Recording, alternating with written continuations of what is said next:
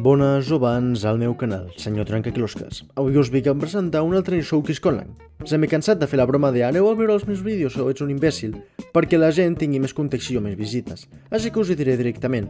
Aneu a veure els meus vídeos o sou uns... No, home, no vaig insultar la meva audiència, però mira't-els si no tens context. Suposant que ja els has vist, o si us dona igual no comprendre res, o si simplement no teniu temps, adverteixo que el concepte d'aquesta llengua no és meva, però del llibre Elantris, de l'escriptor estadounidenc Brandon Sanderson, el Fjordell. I és que a l'hora de llegir aquest llibre va haver una cosa que em va descol·locar al ser el primer llibre de fantasia èpica que em vas llegir.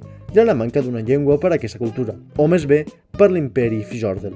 Cert és que es fa referència a aquest, i que hi ha diversos conceptes com Grajet o Wyrm, fins i tot escenes on es parla en aquest. No obstant això, en el llibre només se'ns diu començaran a parlar a Fjordell i com en qualsevol altra conversació del llibre. Em vaig preguntar com sonaria aquesta, així que he fet el que m'imagino que podria ser.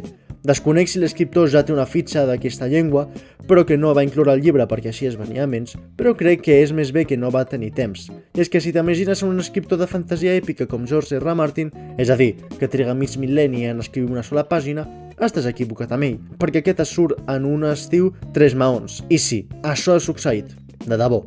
No és broma. D'aquesta manera, crec que no té temps i pot ser tampoc el coneixement i les ganes de fer-ne un. No intento equiparar el nivell de la seva obra amb això, no sóc un expert i segurament 2 setmanes després de publicar aquest vídeo descobri que tot aquest temps sí que hi ha hagut un idioma Fjordell. O potser vens d'un futur on antes l'anime ja s'ha fet i Peterson Gold ja li ha fet un millor conlang de la que hagués pogut fer jo. Però en fi, de moment em refugio en la meva fantasia i avui us presento la meva conlang o fanlang del Fjordell. Primer el primer. Els fonemes. Les consonants pulmonars són T, D, T, K, G, M, R, R, F, V, C, S, Z, Š, J, H, L, J. I les vocals són I, U, U, E, O, A.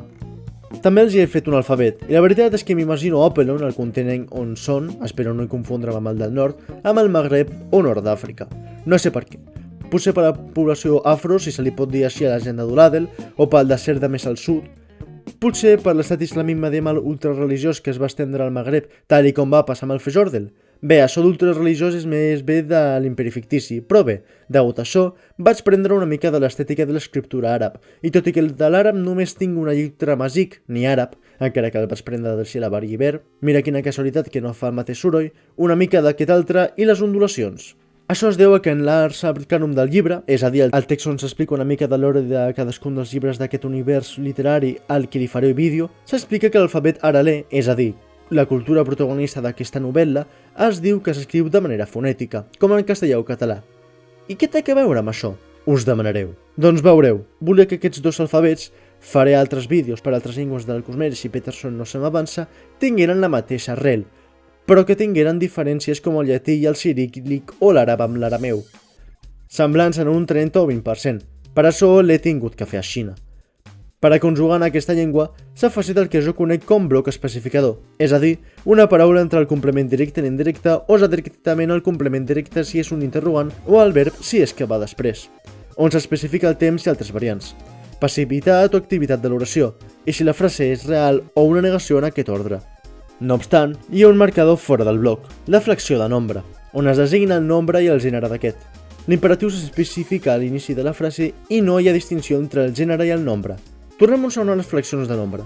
Per determinar la pluralitat d'aquest, el marcador es posa abans i per la feminitat al final, perquè no es toquin. Per què no s'han de tocar entre ells? Perquè marcadors fora del bloc no han d'unir-se. Què voleu que us digui? Així ha evolucionat la llengua.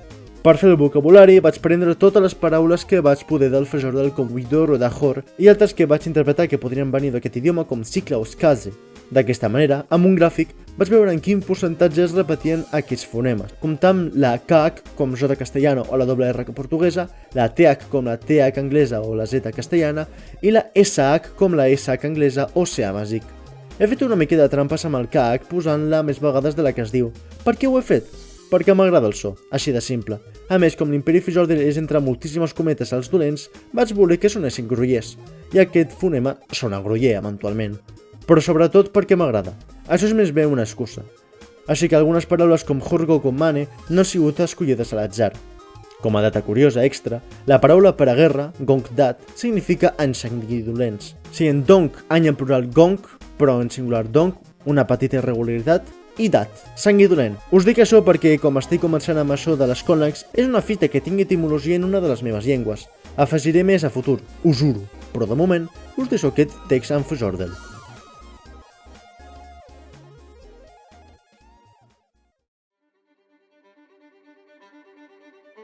Jo, wikoreton kuarelon. Rokogijo shotjorgok torjadez wikurko hasikla. Shotrokogijo wishidovko jornracen tora jevodai, shotrokogijo viborgodai. Wirm wivdem nevyomae kahawan kohorgo kwegao sikla. Shotrokogijo da jev viborgodai zadrarak hachjorgok divda dursho ahigijo tora yonae.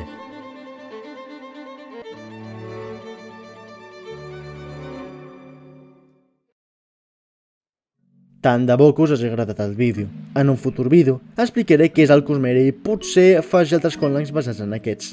Ara, a la dutxa.